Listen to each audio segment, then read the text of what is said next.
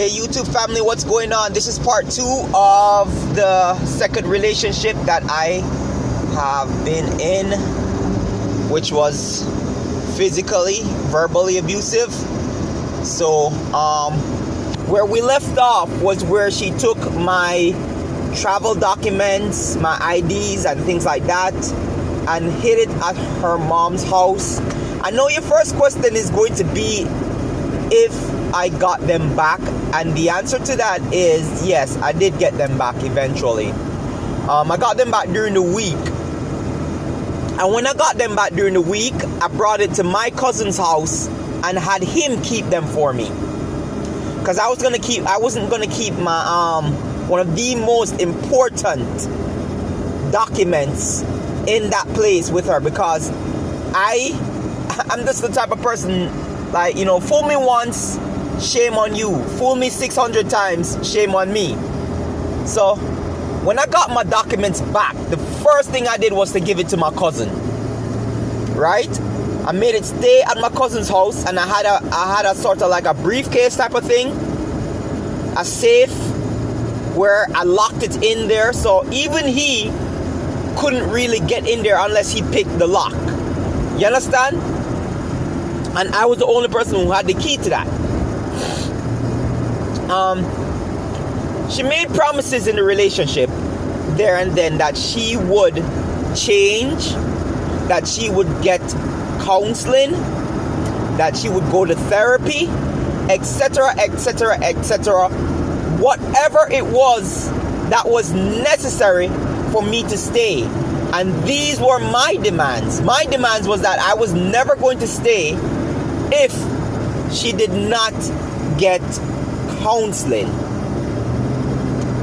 Anyway, what happened? A couple of months passed, you know, and I got busy. Gymnastics keeps you busy. And but I was looking up for therapists and things like that. And when I did find one, I presented it to her. And then there was always this excuse about she doesn't think that this is gonna help our relationship.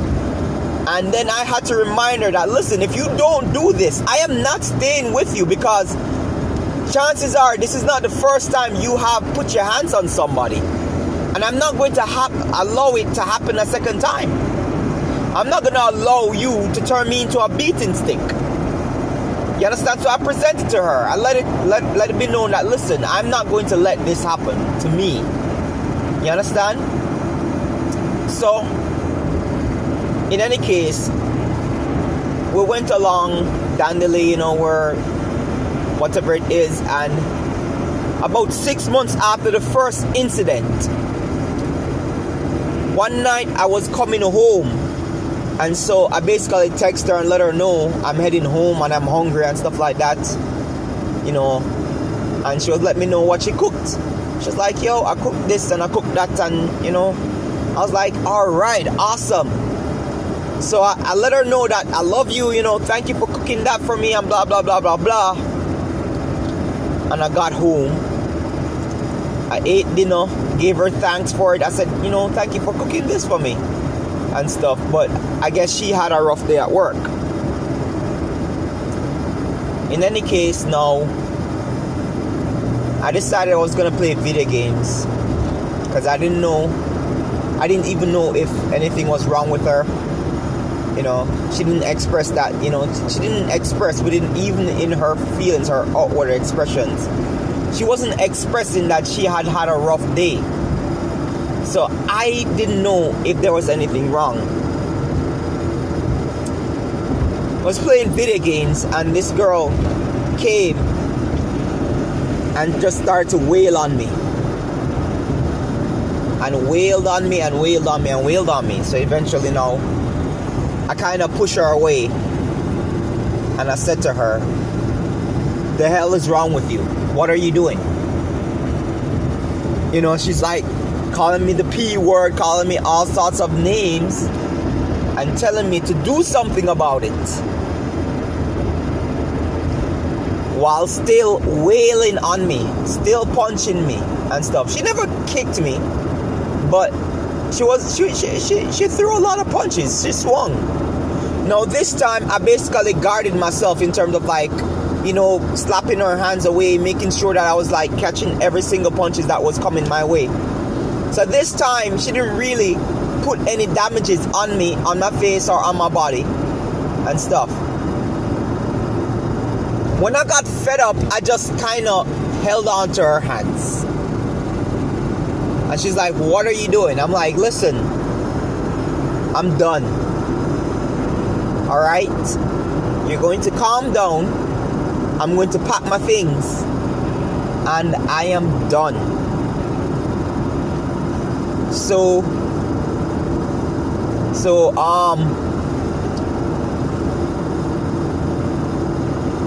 when I let go of her, she kind of like backed off because she realized that she realized that I wasn't really taken into her. So what she did is that she backed off. She waited until I was packing my stuff, and she came in and she wailed on me again. This time I had to hold her. So this time I held her from behind.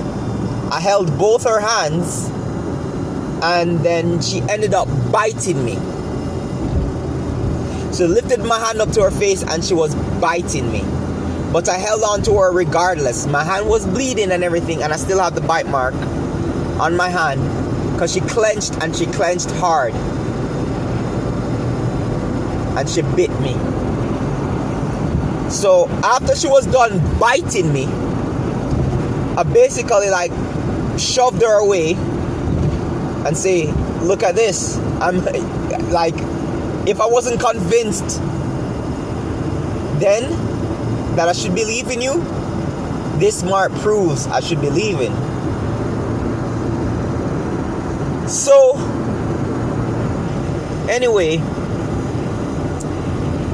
what happened is that now, after I pushed her off and stuff like that, and she said to me, you ain't going nowhere, mother effer. I'm like, wow, I can't believe that this is actually really and truly happening. And so she comes again and she starts wailing on me. And again, like I told you in the last one, I snapped. And I snapped by grabbing onto her two hands and slapping her in the face one time. Right? That wasn't enough because she broke free and she wailed on me again. I grabbed her hands again and I slapped her in the face a little bit harder. She broke free again. And wailed on me again. I grabbed her one last time and I slapped her really hard in the face. Right? And then when I slapped her that third time, I said to her, woman, what is wrong with you? We both know that I more than have the ability. That I more than have the ability to beat the crap out of you. And then I said to her, listen, I am done. The relationship is over. I am leaving you. No. Here's what happened now. She said, you're not leaving. If you leave me, I'm going to call the police. Now that is what basically frightened me and got me scared. That I would, regardless of the scars that I had on my body and on my hand, that I would be the person who would be the perpetrator and she would be the victim. And there are several ways that I know she would be the victim. Crying, and because she was shorter than I am, she has an innocent look on her face, so it would be easy for her to be called the victim. And I was scared, so I started to cry. I wasn't crying because I hit her. I was crying because I couldn't get any justice. Right? And that's how a lot of men feel in these types of relationships, that there is no justice out there for them. And that's why I want to tell people that what happens when men can't find justice in these types of relationships is that they end up killing that person. because that's the only freedom they think that they can get. And this society only ends up condoning the wrongs that people do. And there are several examples of this. We have paternity fraud. We have the double standard of society. So we have the believe all women regardless of if they are lying or not. And these things, go into play of why a lot of men are going MGTOW. They don't want to participate in relationships. They don't want to get involved in society. They just want out. And rightly so. They have a right to protect their well-being. Anyway, so again, she starts crying after I start crying, and she comes over to hug me, and she says, I know that you don't want to be a certain type of man, and I'm sorry that I drove you to that point of fighting back. And I said to her, basically while I was crying, I said, can't you see that it's not working? If we are doing this right now, what's gonna happen when we get married? And that was the most important point I gave to her. I said to her, if we are fighting like this right now, what's going to happen when we get married? You understand what I'm saying, people? But anyway, she begged. This time, I made up my mind that I was leaving regardless. And I said to her that, listen, I didn't tell her I was leaving this time. I just tell her that I forgive her. So I made up in my mind that I would leave, but I didn't tell her that I was leaving. You understand? So it was going to be a secret thing. One day she was going to come home and find that all my things were gone and that I left. So that's what I did. I made up my mind that I was going to leave and be done with it.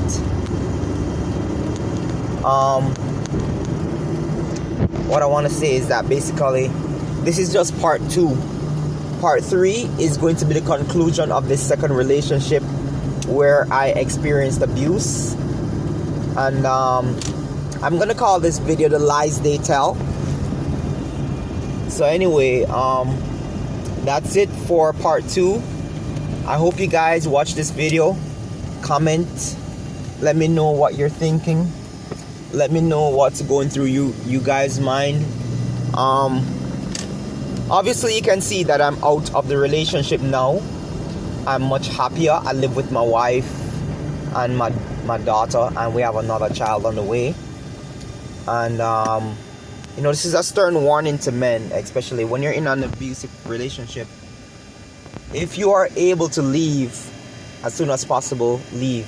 I tried to leave because I wasn't gonna take it. As I said before, I tried to leave. Don't let vagina draw you back in. That didn't draw me back in because there are certain things that I would say about her that I'm not going to.